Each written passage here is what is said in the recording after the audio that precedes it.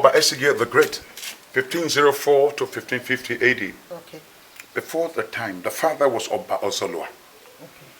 And then, before Oba Esigie, we understood the difficulties that he passed through before he became the Oba of Benin, Arwan and Esigie. That one is by the wayside. But eventually, before he became, before his time, when an Oba passed on, his wives were buried along with him, especially the Oloi was buried along. Really? Because there was a belief and belief that if an Oba passes on, he would rule in a bigger kingdom. And so he needed his wife around him to rule along with him.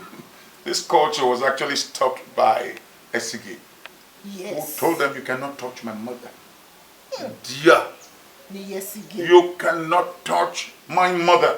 He stopped that tradition. Okay. And that was the reason why, after the passage of their father, Oba Ozola, the mother lived, became the queen mother. He was the one who established the institute called Iyoba, Egwayoba. Idia, the mother, became more prominent in history. Yes. When there was a fight in 1550 AD, when there was a fight between the Beninese and Idia warriors. Okay, who is Idia warriors?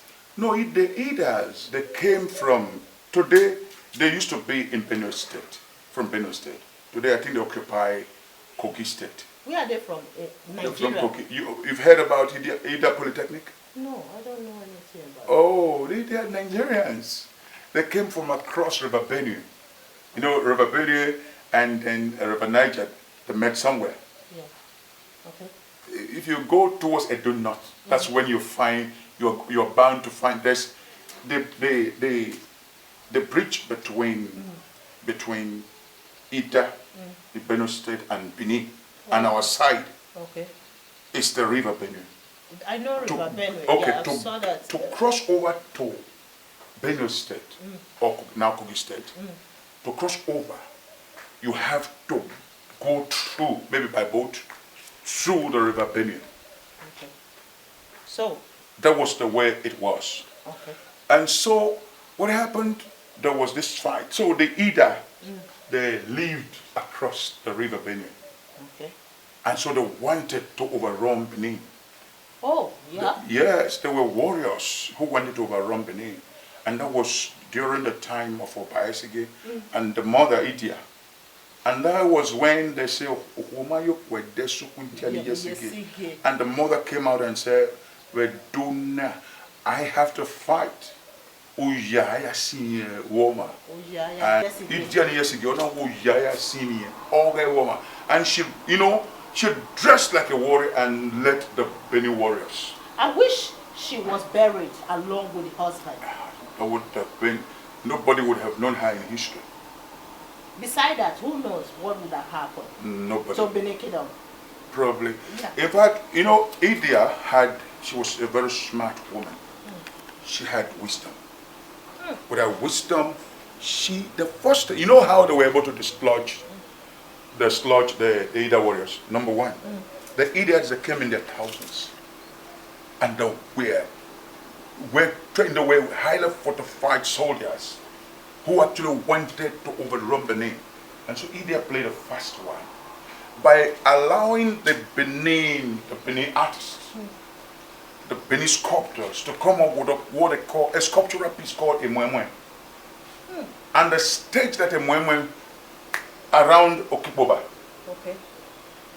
Before you get to Okiboba. Okiboba, yeah. The mwemwe was there. It was like a sculptural piece like this. Dressed in white like a Benin chief. And also had some warrior-like jazz. And so when the Benin warriors were coming from Okiboba Hill, they saw it was a naturalistic art form. They saw this human being. And they thought that he was a human. They said, oh, this is one of them, let us kill. Let us shoot them. Meanwhile, the Benin warriors, they were laid ambush. And they were watching. And they began to shoot They shot and shot and shot. All the arrows were bouncing back. Nothing worked. They said they're wondering, what is this? We cannot kill only one. So these Benin warriors, they are two. We cannot fight them. And when they had finished all their weapons, they were already finished. And that was when the Benin warriors now came out. And they looked at them, we cannot fight these people. Inasmuch as we could not fight only one, now all those people have come up. No, they began to run back. And the Benin warriors started killing them. Because they were already, they were already harmless. They started killing them. They tried crossing over to the boundary, to their territory, across the river Benin. And in fact, the Benin warriors dislodged all of them, killed them. What a great kingdom. Oh yes. And so Idia instructed them, some of the Benin warriors, the young ones, to stay. He told them in plain Benin language, Warabode. And that place was eventually corrupted to Aganibode. Aganibode, oh, okay. So you can hear that. So Aganibode was actually founded by Benin warriors. It's a domain for the Benin people. So, what roles the Portuguese played during the Idia War? They did, yes. 1550 AD, you know, before then, Oba Esigie had visited Portugal, where he learned the Portuguese language as a way of reciprocating. You know, Oba Esigie was the one who actually established diplomatic trade, diplomatic relationship with the Portuguese. He traveled all the way from here to Portugal, where he learned the Portuguese language.